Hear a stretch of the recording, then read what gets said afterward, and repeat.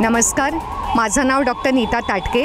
मी श्री समर्थ व्यायाम मंदिर येथे ज्येष्ठ मल्लखांब प्रशिक्षिका आणि विभाग प्रमुख असून क्रीडा मानस तज्ज्ञ आहे। खेळाचे होणारे मानसिक फायदे याच्यावरती प्रामुख्याने माझं संशोधन आहे।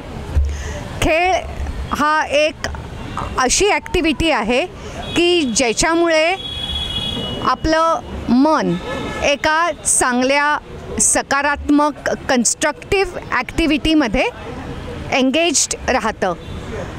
व्यसनांपासून दूर ठेवण्यासाठी खेळाचा अतिशय चांगला उपयोग होतो।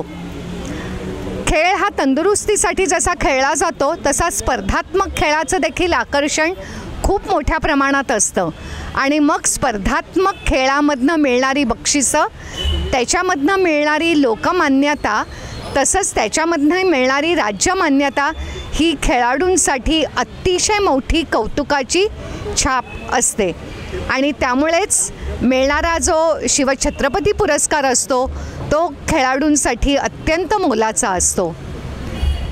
खेळाच्या संघटनांची, खेळाडूंशी कुठल्याही प्रकारे चर्चा न करता हे पुरस्कार काही खेळांमधनं काढले गेले, ही गोष्ट योग्य झाली नाही।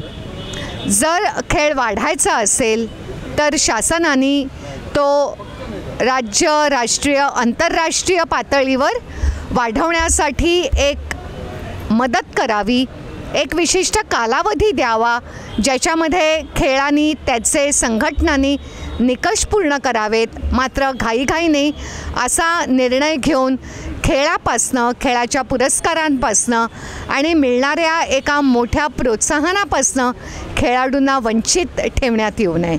धन्यवाद।